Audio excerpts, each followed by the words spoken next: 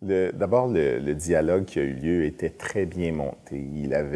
Nous avions tous l'opportunité d'avoir une documentation solide, très bien articulée. Comme c'est pas ma première expérience ici, mais c'est toujours assez instructif et puis inspirant de lire ces briefs-là, donc le executive brief, était très bien fait. D'une part. D'autre part, on a eu l'opportunité pour moi de faire ressortir des éléments qui nous montrent une lecture qui est un peu différente d'une place à l'autre de ce qu'on appelle overuse. Dans notre propre contexte, on va plus parler de soins appropriés ou encore de pertinence de soins, qui inclut des volets de sécurité, de qualité et d'utilisation de ressources. Dans d'autres, on va plus parler des risques associés à un overuse, avec des principes un peu issus de choosing wisely et de d'autres perspectives. Alors, on ne parlait pas nécessairement tous de la même chose, mais le focus essentiel était le même, c'est-à-dire une pratique clinique qui peut être regardée à partir de données probantes d'une façon plus continue pour des processus d'amélioration continue, d'une part. D'autre part, c'est qu'il n'existe vraisemblablement pas de solution clé, facile à mettre de l'avant partout.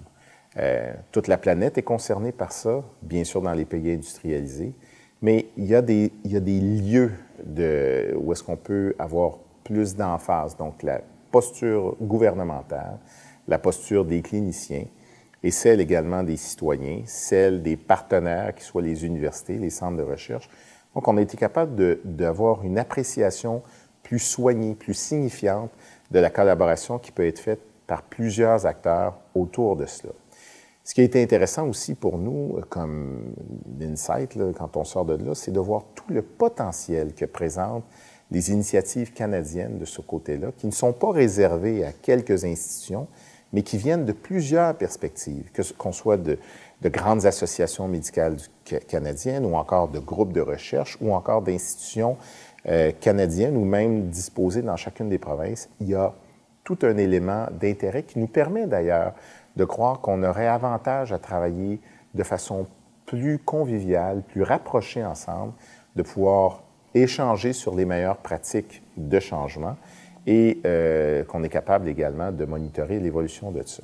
Un autre insight que je veux quand même souligner, c'est l'importance d'avoir des bonnes informations, non seulement de la littérature scientifique, mais bien sûr de ce qui se passe, pour pouvoir travailler sur les variations que nous observons auprès d'un groupe de cliniciens, de groupes de cliniciens, de régions, de provinces, et de pouvoir mettre de l'avant ces différences-là et tout en cherchant à les expliquer, de chercher à les corriger lorsqu'elles doivent être corrigées. Je pense que je vous répondrai dans ma perspective, qui est celle de mon propre contexte québécois. La première des choses, et j'étais presque jaloux, c'est de voir à quel point les autres provinces ont accès à l'information clinique, ont accès à des données qui sont celles du terrain pour pouvoir mieux agir, mieux comparer, mieux comprendre ce qui se passe. Chez nous, au Québec, on doit travailler avec un accès plus compliqué. Ça ne nous empêche pas de travailler, mais il y a un avantage, je dirais, compétitif sur la scène canadienne par rapport à cet accès-là, à cet accès à l'information. Nous travaillons sur cela et nous croyons que nous pourrons réussir, mais les informations d'aujourd'hui me permettent de croire qu'il y a beaucoup encore à faire et on peut s'améliorer certainement. L'autre chose qu'il y a à faire, je pense, c'est d'essayer, parce que j'ai remarqué que plusieurs organisations canadiennes travaillent sur des enjeux qui sont les nôtres. C'est pas organisé de la même manière, c'est pas structuré exactement de la même chose, mais on a tous des common denominators qui touchent des pratiques cliniques. Du côté québécois, nous travaillons aussi avec les services sociaux, mais ici, on parlait plus de pratiques cliniques, de pratiques médicales, mais aussi des praticiens qui sont d'une autre nature que médicale. Et on partage les mêmes préoccupations sur l'évaluation des technologies en cardiologie, l'utilisation de telles choses en cancérologie, etc. Donc, ça c'est pas un problème, c'est même un avantage. On partage les mêmes préoccupations. Est-ce que nous partageons les mêmes priorités? Probablement que oui.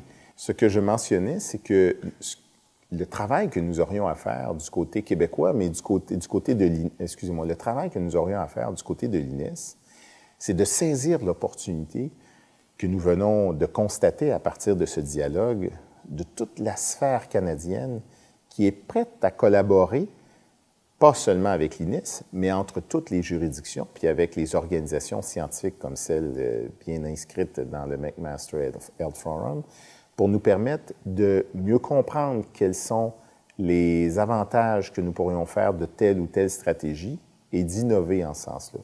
Il n'existe pas, et je ressors aujourd'hui avec cette information, il n'existe pas de solution gagnante éprouvée, absolue. La revue de la littérature qui a été faite, qui est vraiment solide, nous le démontre. Par contre, nous ne pouvons pas être uniquement passifs devant cela, nous devons avancer. Il y a des choses qui ont été faites, comment pouvons-nous les utiliser, les mettre avec d'autres dispositions et faire en sorte que nous avancions. Puisque nous travaillons tous pour la même chose, c'est vraiment le triple aim, c'est-à-dire améliorer l'expérience de soins, améliorer l'état de santé d'une communauté, mais aussi utiliser les ressources de la meilleure manière possible. Et nous, dans notre organisation et dans notre propre contexte, on n'a pas le choix, c'est une invitation absolue, mais pour réaliser ça, il nous faut des partenariats plus solides avec les lieux compétents qui sont très proches de nous au Canada. Merci.